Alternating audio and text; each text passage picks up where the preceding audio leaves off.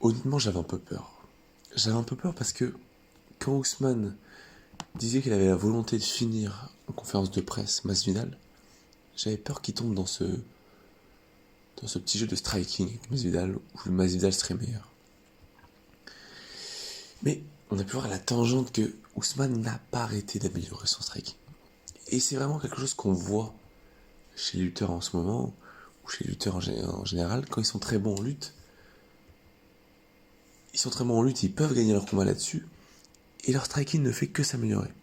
Et c'est pas tellement le cas chez les strikers. On voit pas une lutte qui devient phénoménale. On voit une anti-lutte, on voit une espèce de jeu qui se met en anti-lutte sur ça. Mais s'ils sont pas de base lutteurs, on voit pas que le jeu est remporté par la lutte. Et c'est là un peu tout le problème.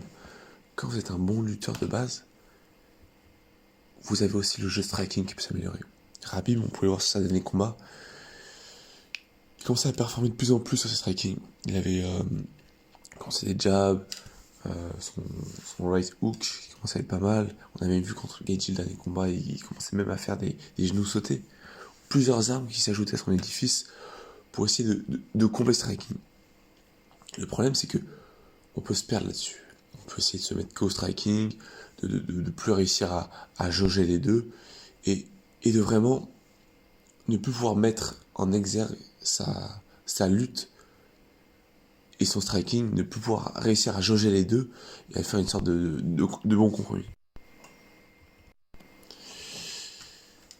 Là où Ousmane était fort, c'est que on avait ce jab qui permettait de pas trop découvrir et de pas se faire contrer. Justement, il lançait juste son jab.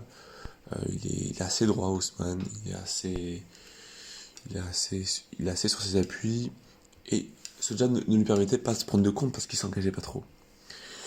Là, c'est un peu une première. Il a vraiment essayé, ils ont dû bosser avec Trevor Whitman, de servir de sa main droite. Et je suis désolé, mais au tout départ, au premier round, sa main droite, elle passe. Très clairement, elle passe.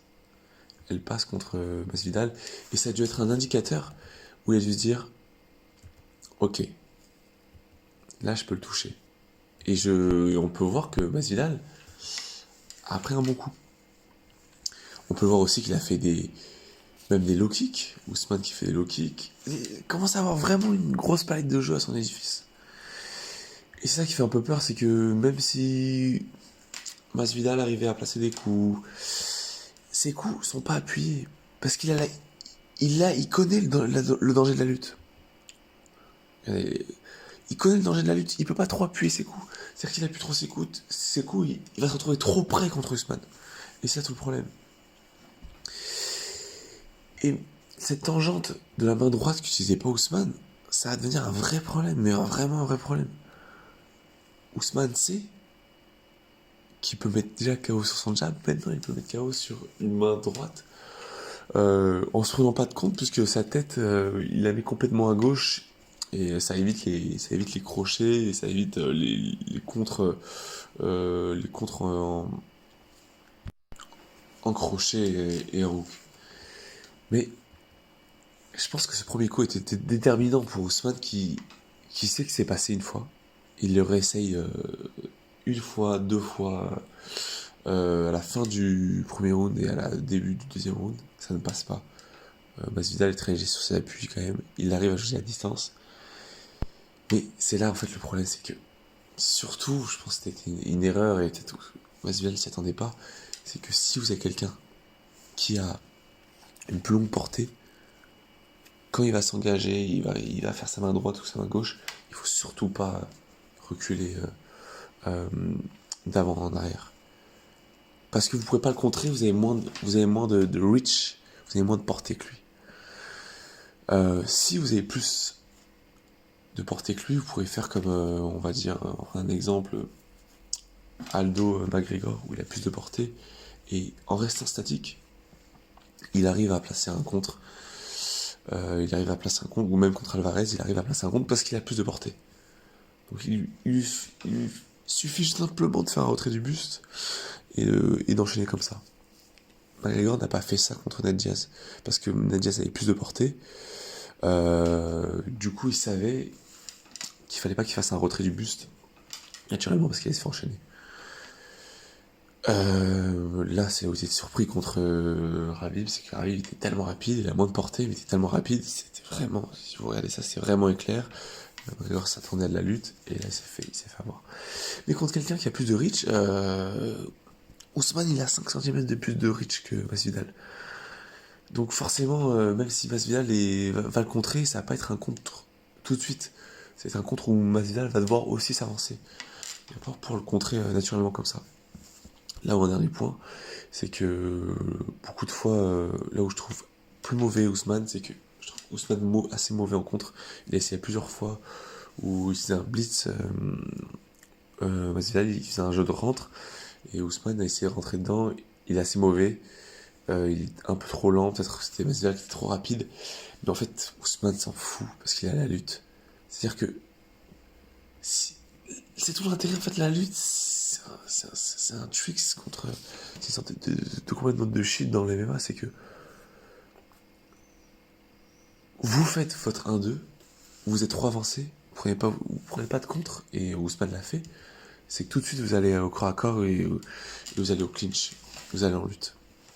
En boxe, vous pouvez pas faire ça, vous avancez trop, vous pouvez pas prendre un contre, vous pouvez aller au clinch encore, mais il y a toujours cette menace de boost d'un contre. Si vous n'êtes pas un lutteur, ici Ousmane peut très bien se mettre en contre.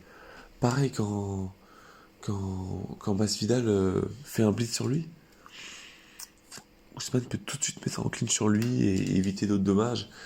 Et c'est là où Masvidal aura un problème, c'est qu'il peut pas trop appuyer ses coups puisqu'il doit se remettre en arrière, parce que sinon il va avoir un jeu de lutte avec Ousmane. Alors qu'Ousmane s'en fout, il peut appuyer son coup et il peut tout de suite se mettre en lutte.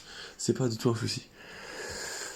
Tout l'intérêt d'être un très bon lutteur, c'est un avantage qui est tellement énorme, c'est que Masvidal doit toujours être sur sa garde de la lutte, il doit être sur sa garde du jab, il peut pas trop s'avancer, il peut pas faire des gros blitz, il peut pas faire ses coups comme il a fait contre Darren Till,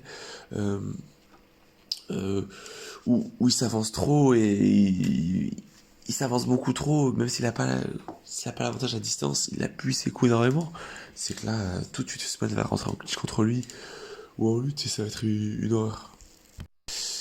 Donc, erreur de Masvidal sur ça. En plus, il voulait le voir venir, même c'est la 4e fois, il a vu venir 3 fois, dont une fois où il a été un peu sonné dans le premier round. Sinon, c'est son retrait où il pensait être meilleur sur ses appuis, il a été quand même 2 fois sur 4. Il pensait du coup pouvoir contrôler les jeux de gens comme ça.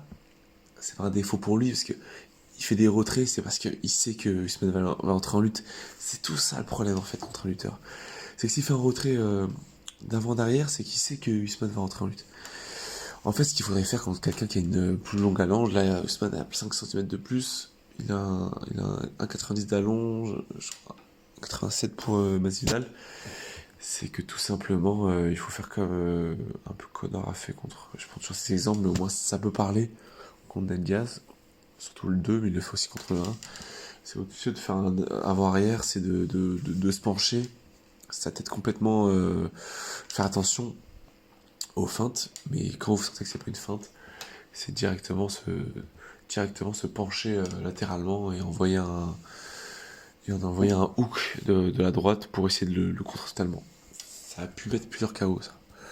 Et en fait, le fait de vous pencher un peu sur la droite et de mettre vraiment votre tête sur l'extérieur, ça vous empêche de vous prendre un autre contre, ce jeu de contre l'adversaire. Et ça permet de mettre une pleine puissance sur le contre, sur le KO.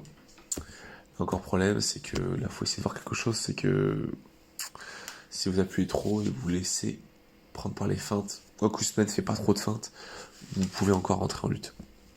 Faudrait essayer de développer un jeu de jeu de contre sur les jabs de Usman et sur ses attaques, les peu moments où il attaque, et essayer d'être très latéral et juste après le contre, tout de suite esquiver latéralement sur la gauche. Pas facile à faire, mais je me demande qui va apporter des réponses à Usman. Il est possible que Thompson gagne son prochain combat, mais je vois pas Thompson le faire. Je suis désolé, mais pour l'UFC, il reste que Ramzat qui peut apporter une puissance et une lutte adéquate. Pour l'instant, c'est pas ce qu'il vaut, mais ils vont essayer de nous le vendre comme ça, ils vont essayer de propulser Ramzat le plus possible. Il nous a fait son petit cinéma avec son Covid. Colby, pas assez de puissance, je le vois pas en striking faire assez mal. Je vois qu'ils vont essayer de... La seule solution pour encore faire du pay-per-view, faire beaucoup d'argent sur Usman, c'est de propulser le Ramzat. Ça pourrait être intéressant. We'll see.